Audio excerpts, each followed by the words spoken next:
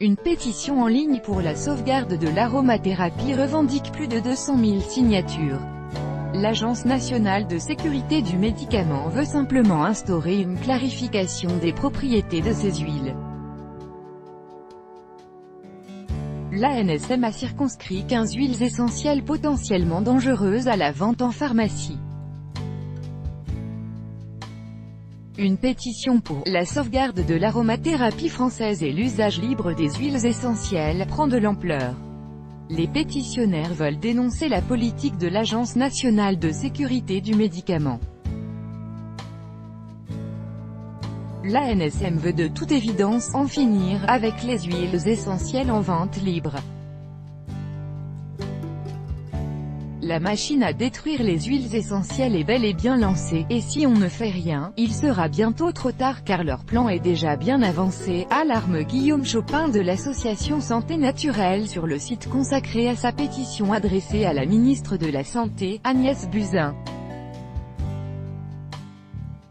Guillaume Chopin rapporte que, déjà en 2007, 15 nouvelles huiles essentielles ont été interdites à la vente libre, en les réservant aux seuls pharmaciens.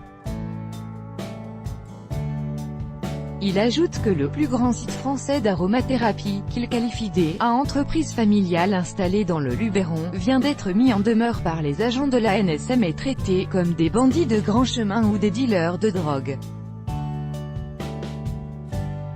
Selon lui, les lobbies pharmaceutiques sont derrière ces attaques et intimidations, car d'une part, ils ne veulent pas qu'on dise que ça marche, que ça soigne, et d'une autre, ils ne veulent pas que les Français comprennent l'incroyable puissance de ces substances naturelles, capables de soigner 90% des maladies. Fake Off. L'Agence nationale de sécurité du médicament ne remet pas en cause le caractère médicamenteux de certaines huiles.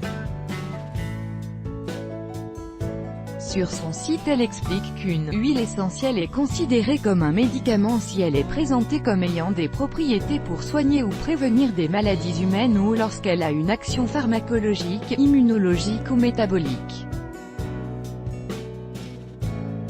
L'ANSM a bel et bien pris des mesures à l'encontre de 15 huiles essentielles en 2007 qui peuvent avoir des effets neurotoxiques, cancérigènes, phototoxiques ou irritantes. Elles peuvent provoquer chez certains individus des effets secondaires graves, des crises d'épilepsie, des hallucinations, des fausses couches. C'est pourquoi leur commercialisation a été circonscrite aux pharmacies.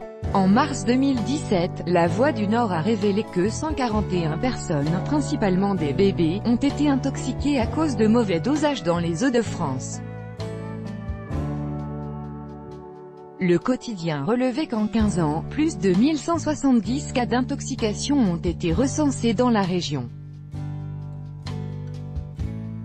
La petite entreprise familiale installée dans le Luberon à laquelle fait référence Guillaume Chopin est Aromazone, connue pour ses produits cosmétiques naturels.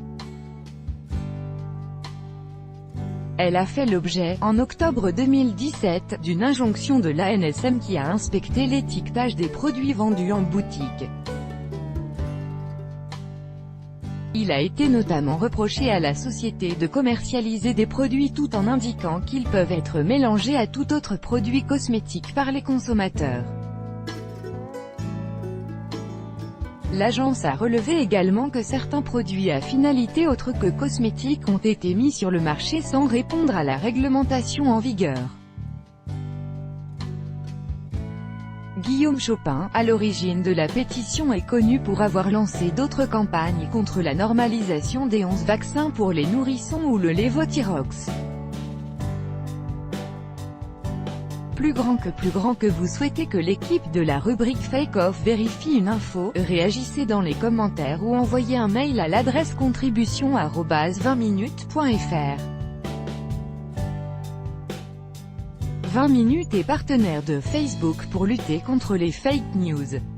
Grâce à ce dispositif, les utilisateurs du réseau social peuvent signaler une information qui leur paraît fausse.